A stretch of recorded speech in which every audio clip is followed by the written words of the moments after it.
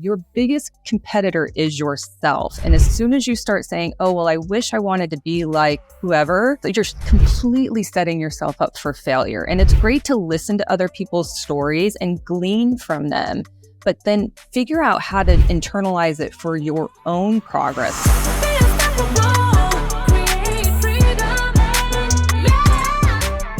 Hello, and welcome to another episode of the Unstoppable Woman podcast. I'm your host, Amira Alvarez. I am the founder and CEO of The Unstoppable Woman, and I'm super excited to bring to the show today a wonderful entrepreneur and business owner. Her name is Trisha Talbot, and she is the managing principal of Doc Properties, which is a company that specializes in the investment interests of physician owners and medical office investors.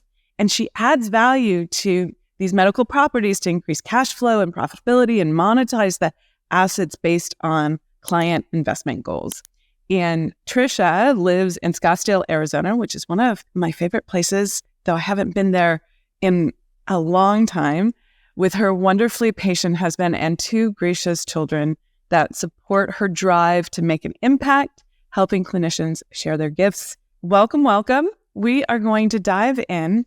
The first thing that I want to ask you about is your entrepreneurial journey. What got you? This is a very specialized field. Like when I think about this, I'm like, oh, this is this is niching at the finest. Okay, it's not just investment real estate. It's not just investment properties. It is for the medical industry specifically. And I'm just super curious about what got you into that.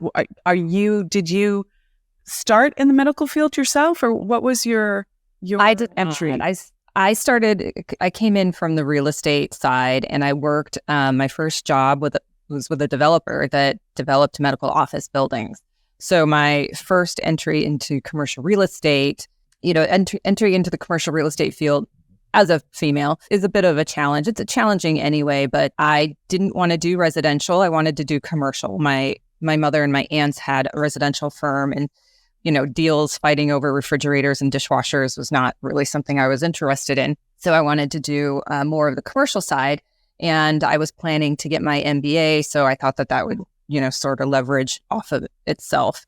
And then I was presented with this opportunity, and I worked in the in-house leasing department for that company, and I really enjoyed it. The physicians, they really needed some help getting through the real estate process. Some of them are more savvy than others, but none of them have the time. And they really needed somebody to at least, if nothing else, synthesize the information that they needed to make decisions on at the end of their day. Typically they would call on their way to clinic in the morning or on their way home from clinic, and they needed information quickly. And I'm sure some of them do, but some don't. Some of them prefer by the time they get home not to have to work anymore and go through and sift through emails about making decisions on any real estate decisions that they need to for the day. Tenant improvements they needed help navigating, and they needed the office. So it was something they needed. So you started working for this firm and found your niche almost immediately. Is that correct? So in commercial real estate, medical office or healthcare real estate, it falls under like the office. So there's 5 food groups in commercial real estate. It's land, apartments, industrial, retail, and then office. And medical office right now is, I would argue it shouldn't be, but it is like a subset under office. And it's not like office. You're not dealing with attorneys. You're not dealing with insurance companies or other people that typically need office space. And, you would argue that an insurance company and a law firm, they have pretty much about the same kind of footprint that they need as far as they need exterior offices, they need bullpen area, break room, and that. With medical office, a cardiology practice needs something different than a family practice or an orthopedic practice or a lab or an imaging center. Like they all have different space needs. And so I found that really interesting as well, because there's obviously variety in that. And I found it in working for this firm that developed ground up medical office buildings. One of the things that they needed to do was, put tenants in a building that made sense to go there and keep the building successful, meaning that, they either have an innate referral pattern or, thinking of the patient, if they're going into a family practice, well, it'd be really great to have maybe an imaging center and a lab in there as well so that they don't have to leave the medical building to get these services. When was that? When did you first start? How long have you been in this industry for? So now 21 years. Gosh, I've been saying 20 years, but so 21. 21 years. So that's quite a long time. And so you've progressed from that original entry point into the industry. Flash forward to us.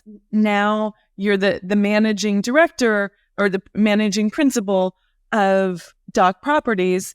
And is it different than what you were doing initially? What was the transition to this new role in business that you've been in? Well, I guess I've always wanted to start my own business, and therefore, when you have that entrepreneurial drive and you're working for other people, there comes a point when you're like, a couple of things happen. One, you're either adding a tremendous amount of value and everyone else is making money off of you, which is usually the catalyst that makes you want to, jump and do your own thing.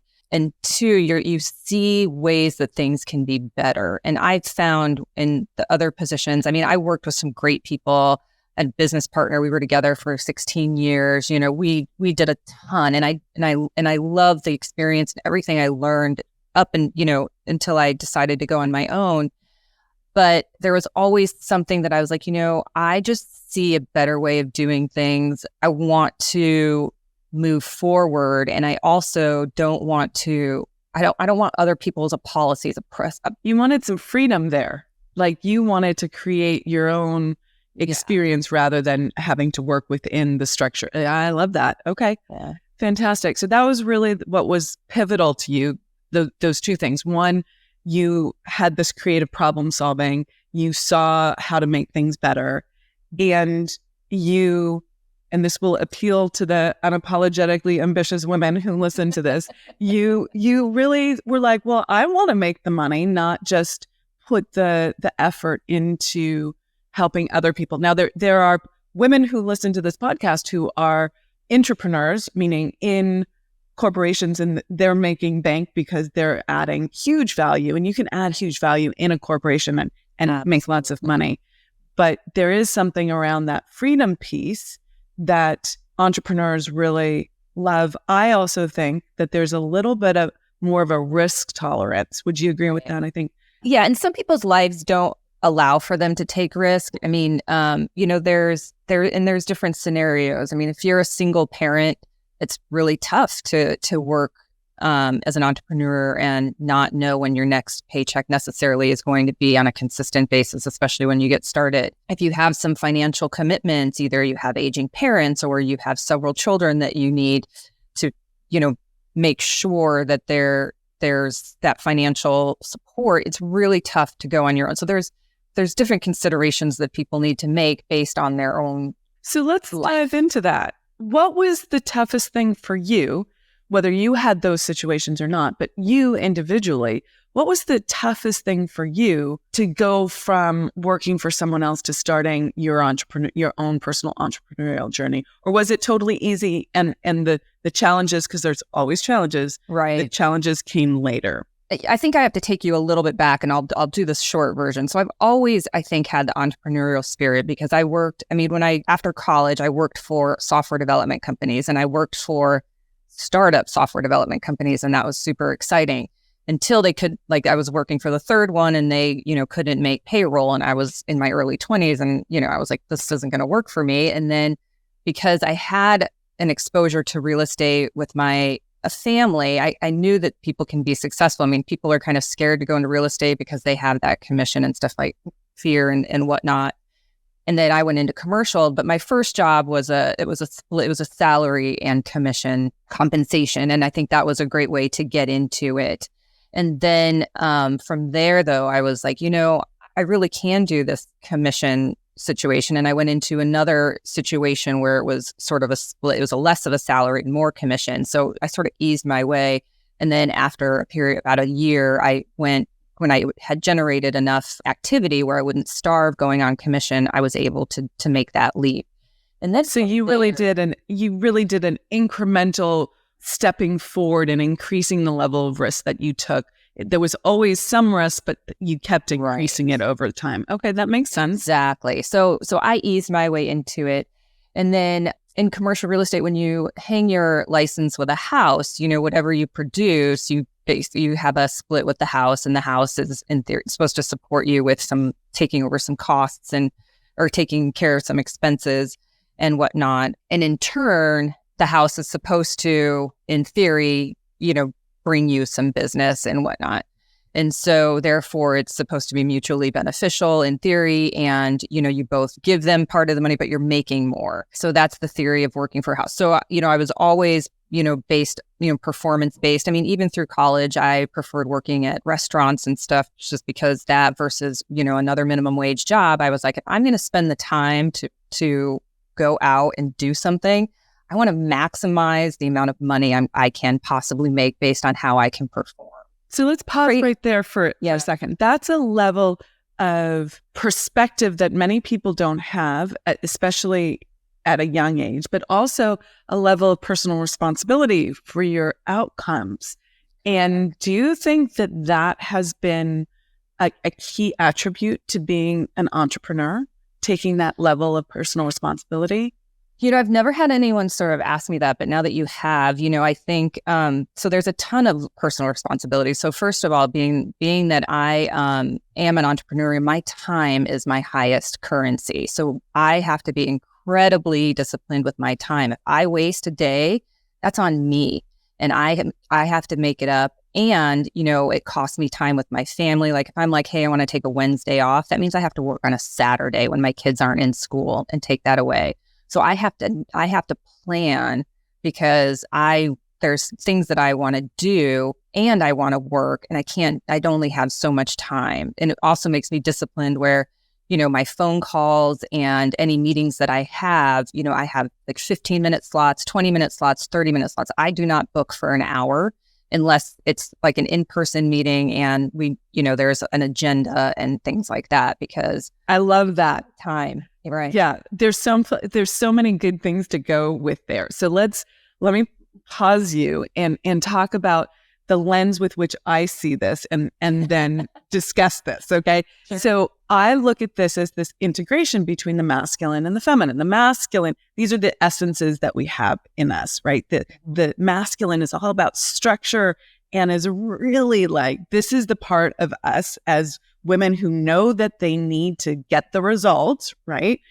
Mm-hmm. We're like managing our calendar by the 15 minutes, right? And it's very structured and it's very delineated, and we're conscious about that. And yet the feminine, at least in me, and I'm curious about how it is in you, also needs that structure in order to be creative. Like you spoke earlier about the fact that there's this niche, this medical niche that you're in, but there's a lot of creativity in it. And I'm thinking, wow, that's a very limited niche. Where is she seeing the creativity? But I understand it from the perspective of like when you build structure and you give structure to something like a very defined industry that you're working in, there's so much it creates the space for the creativity. So right. With that as the frame, do you find a push-pull with okay, that's too much structure for me and I need a little bit more ability to navigate and go in whatever direction I want to go in your day? Or does the discipline always win? Maybe that's the way of putting it. So real estate in and of itself is unpredictable. So I have a basic structure for my day, but it may end up going in a different direction. But what happens is my structure then brings me back. So I might burn a couple hours in the morning for a client problem that I didn't anticipate. But because I have the experience that I have, I'm able to figure out how to solve it, or at least put the pieces in place to make it go towards a solution. And then I can snap myself back to my routine. So it is a push-pull, and the nature of real estate is what it is. And then especially like with working with clinicians, because, they might be like, hey, I'm in between cases. I have 15 minutes, and so that sort of, and that's where I put my structure around not only the project goals that I have to move my company forward and work on those, but then also to have a little bit of space for my clients to be able to reach me. Because I don't want to be like, I'm sorry, I'm so programmed that I can't even talk to you. That's not going to be successful. So my structure allows for me to get things done, allows my availability to be for the clients that to reach me and solve problems during the day. And was that always easy for you? Because I think a lot of women in business, they get push-pulled and they haven't worked it out yet. And it's especially big around kids, right? Your kids need you. Especially school-age kids, they get sick. Do you drop everything? How do you navigate that? What did you have as a unique challenge around that? And then how did you solve for that? So a lot of this also, so what you're going into is like almost like personal development, and sometimes you need a coach to help you get there. I've always been an early riser. So that's just a habit. I'm an early riser. And then, I don't typically stay up very late. It's just my natural body rhythm. I'm better to get up early. Yeah. So, getting up early, I'm able to take care of myself. So my routine is 5 days a week. I try to work out and I have different workouts. So some days are more intense than others, just to because, as a woman, your mind, especially when you have young kids and a house and a husband, like you have all these like stresses that you put on yourself. And I think a lot of people do. And you're like, okay, I'm working, but then I also need to, keep up with my responsibilities at the house. I don't know why we do it. We do. We try to be perfect everywhere, I think. And that I think fails us because we can't be. And so that sort of clears my mind. And then I'm always a planner. So I plan my week, I plan by quarter and then, by month and then each week, like I plan. So those are habits that I've created around myself. So it's important that I sleep well. So there are certain things that I do to make sure that I sleep well. And the way that you sleep well is, you typically take care of yourself during the day. So I eat well. And so all of these personal habits help me be able to keep up with my routine on a continually daily basis. Because if you don't eat well, if you have different addictions that cause you to, be great and then not great the next day, those things affect how you can perform. And so a lot of this that you're asking, it comes from a mindset that I have and habits that I've created over time in order to allow me to be able to perform. It's not just the start of my day at 8 and the end of my day at 5. Like that's not just, the secret. There's a lot of things that happen in order to make those hours the most productive that they can be. And did you find yourself naturally inclined to creating that level of discipline and structure and focus and personal accountability for yourself? Has that always been part of your nature? Or did you have to learn that because you hit some road bumps in the process of working for yourself? Obviously, I think it starts with my upbringing. I was always expected to have my own spending money.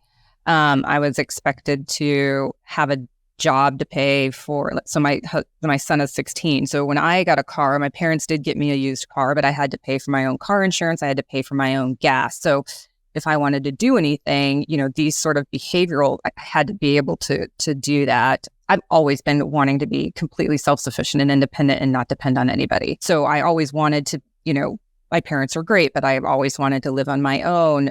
Even though I'm married, I'd never wanted to be in a situation, and I see this a lot, where if something happens, like if there's divorce or there's death and all of a sudden my spouse wasn't there, I didn't want to be panicking. I mean, it would be awful and I'd rather, deal with the emotional side, but I don't want to be in a situation where it's like, okay, he's gone. Now what? My life is over and I don't even know what to do. I mean, my life will be irreparably, permanently changed, but I will put one foot in front of the other and keep moving forward. as hard and difficult as it is. Yeah. So it sounds like you've been really driven by financial freedom as a major component of getting to freedom as well. Yeah. Financial and time. Yeah. Yeah. Time is huge, right? It's the one resource we can't earn back, right? In this 3D world that we live in, there's 24 hours in the day. Everybody has. Yeah.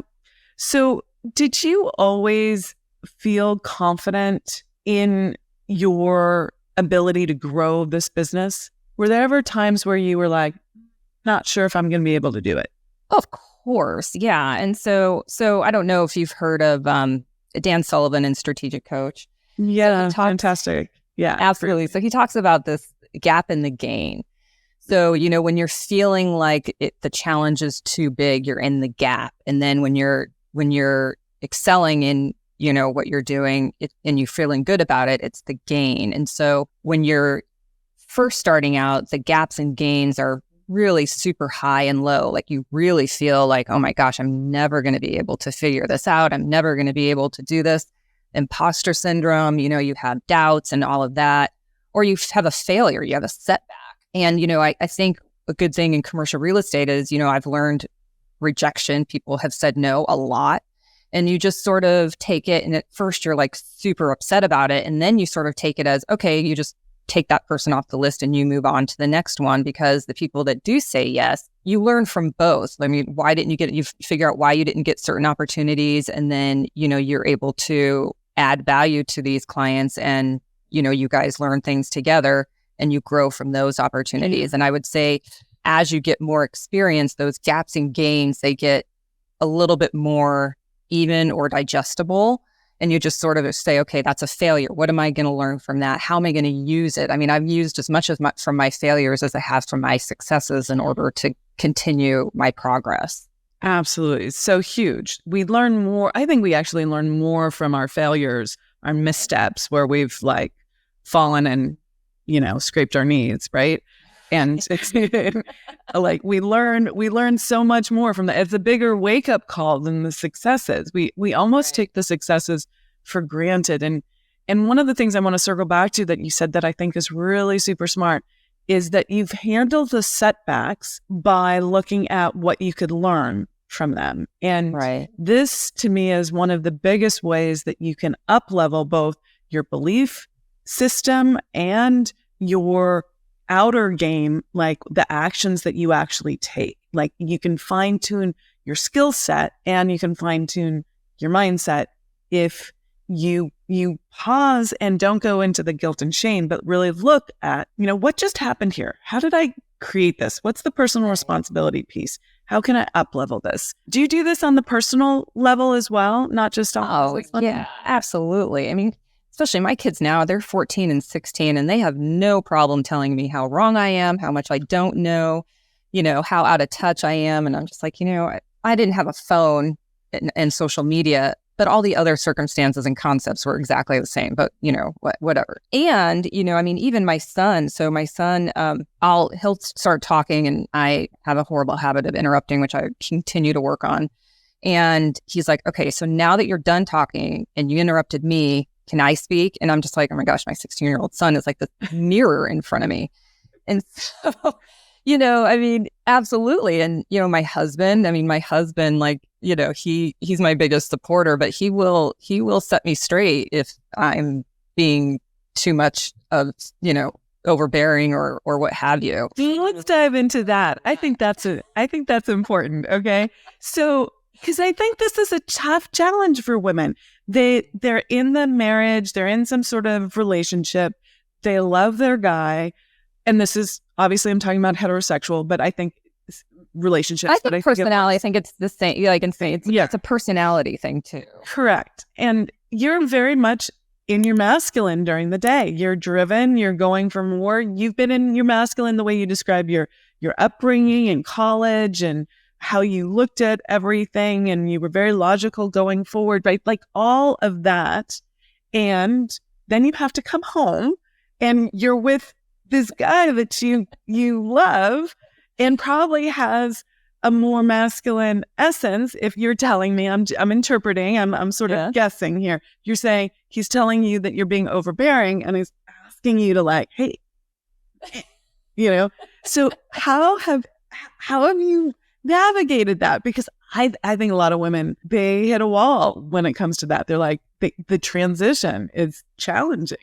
Who you marry is one of your biggest decisions as an adult. And I don't think it matters the age. I think what matters is if you do not know who you are or have any sense of yourself, and then you go and get married to somebody, whether or not they know who they are or not, if you don't know who you are, you have no idea how to be a partner to somebody. When we got married, I was 29 and he was 35. So we weren't young, and we spent our 20s, we're both products of divorce. We spent our 20s, kind of figuring out our career paths, and mine was still sort of in flux. But at that point, we knew, what your values are, kind of if you want kids. And I never was I just was not a person where I knew, I didn't know 100% I wanted kids. I felt like if I have a partner that I feel we would make a good family and bring kids into it, then I would have kids. But I was never one of those people where I needed to have kids to feel that I needed to have them. I wanted to have kids if it was a good situation, but bringing kids into a horrible situation is not a good thing. So I think that's the first thing. So all of these decisions have like a lot of background. They're not just decisions I made. So we dated, we were engaged for a year, and we dated a total of 4 years before we got married. So we really, like, when I walked down that aisle, I say, I really knew what I was getting, the good, the bad, and he did too.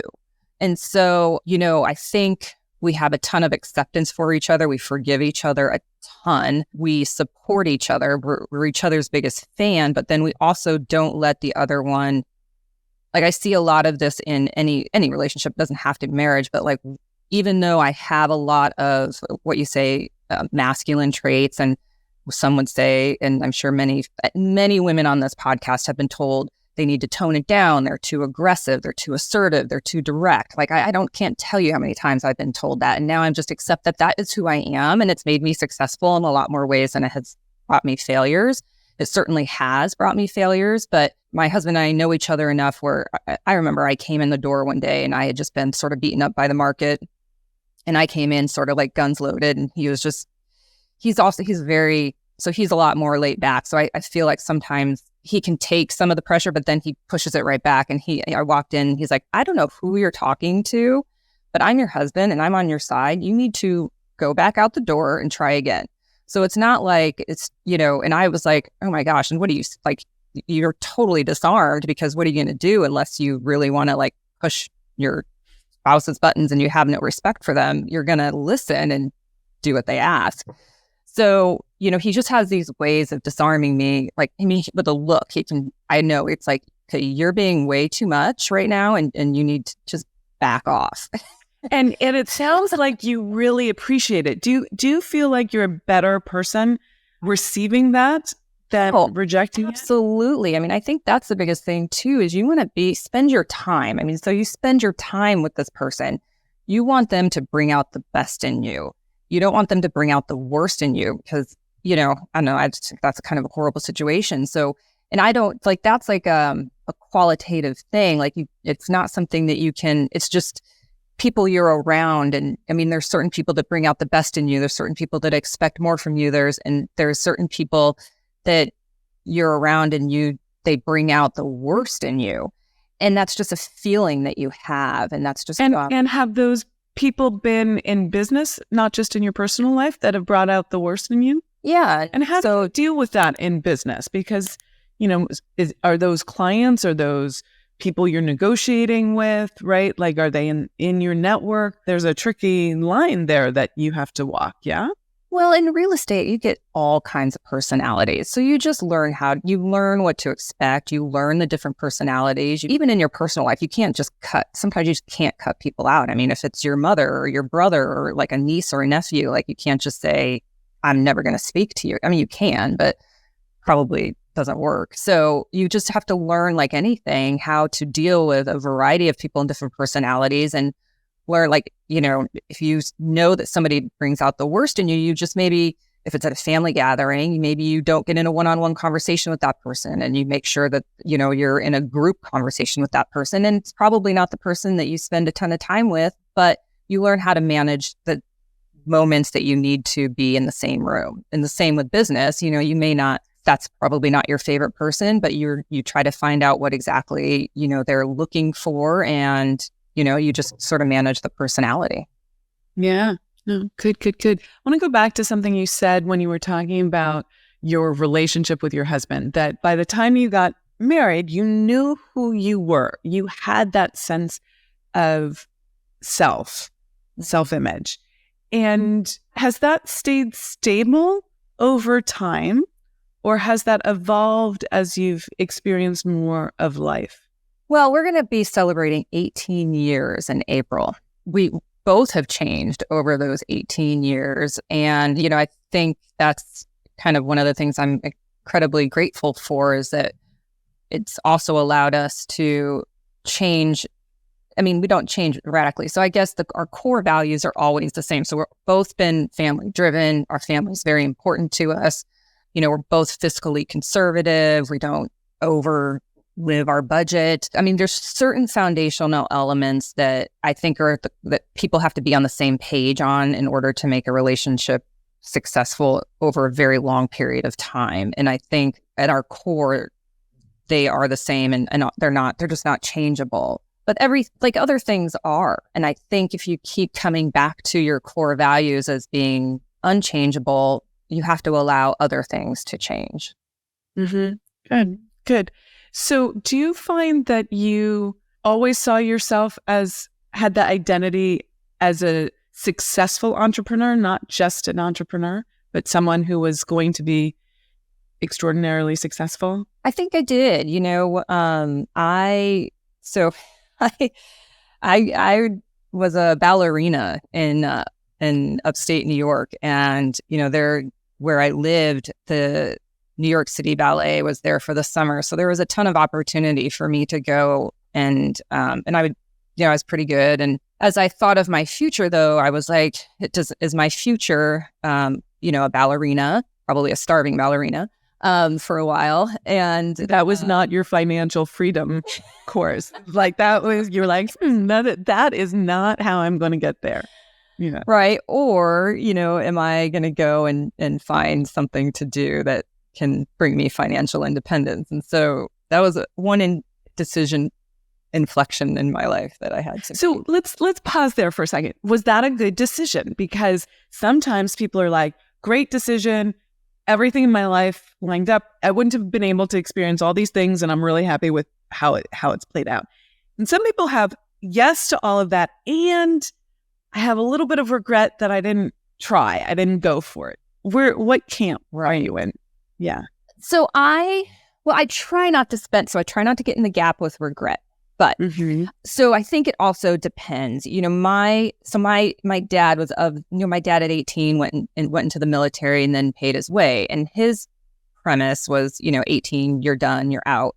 So I always had that in the back of my mind. So I think that my path could have been the same if I pursued, a ballet career, and at least up until, my early 20s. I mean, I still think you can go back to school. So I think that there's not one path. I think it's your path. And I think if you are incredibly talented like my daughter's incredibly talented at softball, and I want her to go as far as she can with that, because you can always change. You can always go to school. You can finish what you're doing. If you're talented in a sport or musical instrument and you want to pursue that, I would say when you're young, pursue it.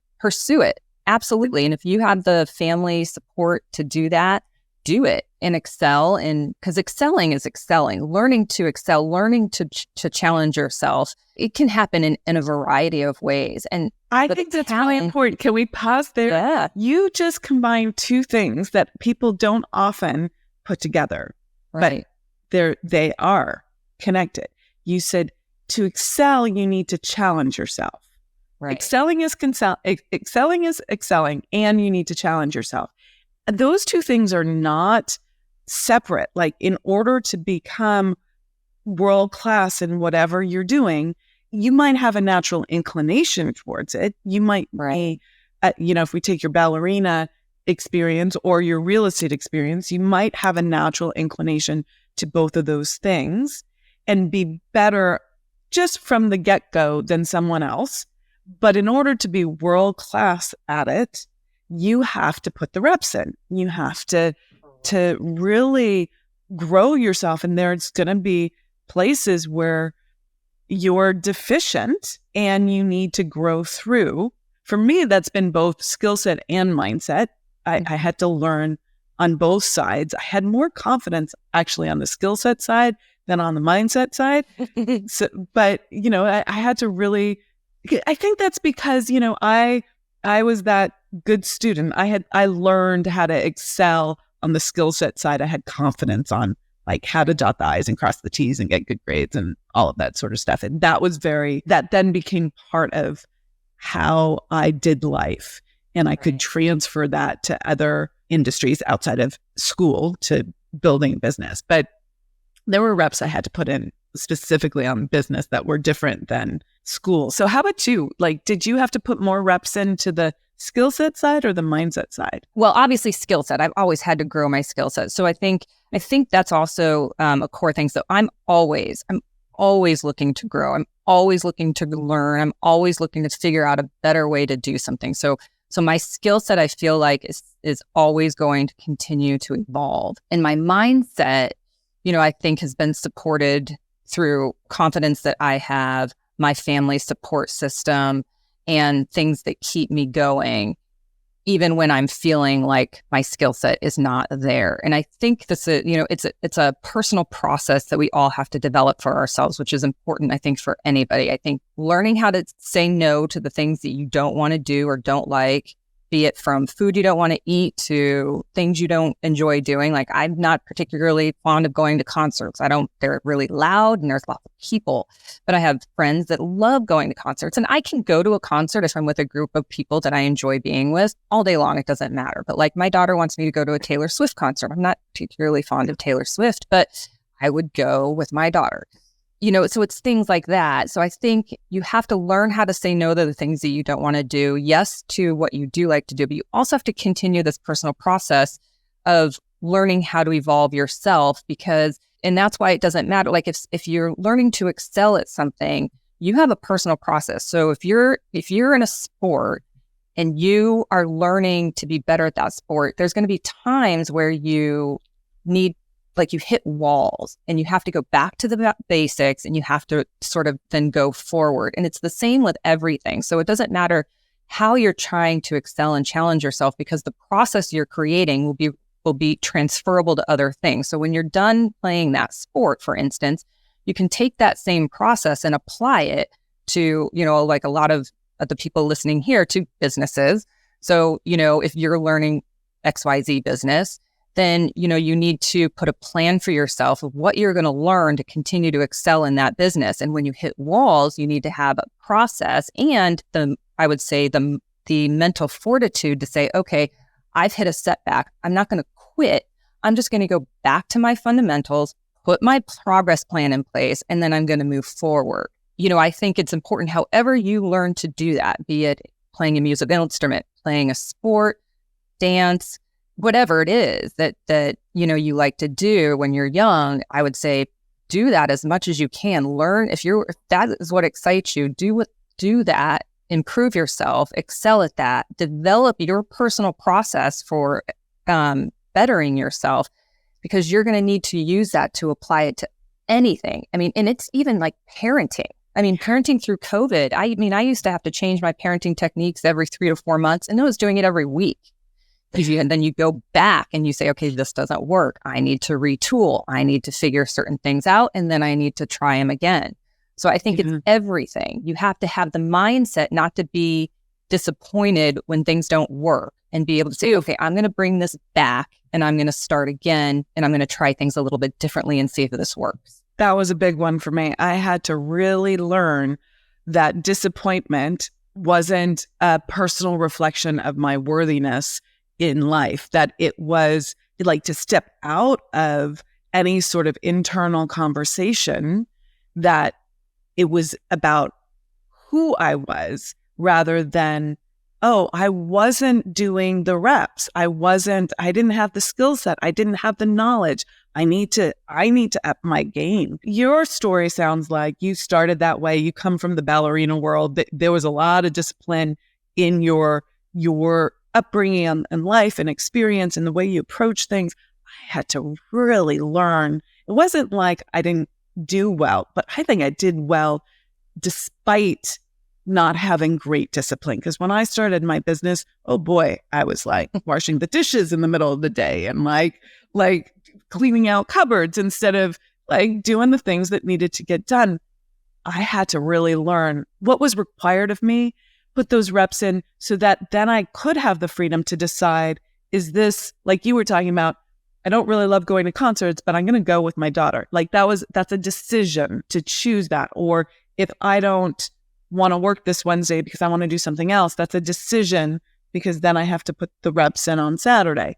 And I had to really learn that. So I'm a little jealous that you had that going right out. I want to make a point there though. So your biggest competition is yourself. And I mean, people are going to listen to this and they're going to be like, oh, I wish I did this. But this is my story. And there's reasons behind my story. And there's things that raising my kids that I've done differently so that they can have their own story. And everyone's story is different. And why people get up in the day is different. People's goals in the day are different. What I want to do today is different than what somebody else wants to do today. Your biggest competitor is yourself. And as soon as you start saying, oh, well, I wish I wanted to be like whoever, you're completely setting yourself up for failure. And it's great to listen to other people's stories and glean from them, but then figure out how to internalize it for your own progress. Like take the things that work for you. Like there's someone I listen to and he spends like 4 hours like reading in the morning and doing all these projects. And then he works out like at 3:00 in the afternoon. Well, that sounds horrible to me. Like I would fail if I tried to do that. Like he's super successful, but I would fail because that's not how I like to organize my day. It's not how I operate. My personal operating system does not work that way. And so I use my personal operating system, what I know makes me successful. And then I sort of glean from different things and then create my own path. Right. You take the inspiration and the meta concept and you figure out how it works for you. Totally get that. Totally get that. So before I ask my final questions, can you share where people can find out more about your core business and what you do? So Doc Properties, docproperties.com has a ton of information about me, about what I've accomplished. My email is a great way to reach me directly. ttalbot@docproperties.com, TTALBOT @docproperties.com. And the main phone number, people are welcome to call, is 602-341-3840. I will tell you, I and I'm sure everyone I hate doing 20 emails to make an appointment. Or like trading phone calls. So email is the best way to say, hey, I'd like to talk to you or schedule a time. And I have like Calendly links for different types of meetings. And I find that to be an easy way to schedule something. I'm happy to schedule, a live meeting at any time through Zoom if people aren't local, or local if people want to. But email is a great way to reach me to say, hey, I want to connect. I love that. And one of the things that I saw that you wrote on your website is that the medical industry's real estate is recession proof. It doesn't go as dramatically up and down in the economy because everyone needs healthcare. It doesn't stop regardless of the economy. It's affected, but like I said, the gap in the gain is a lot more smooth than some of the other ones that go really up and down. Yeah. So I love that. So how would you define what makes you an unstoppable woman? I don't want to quit.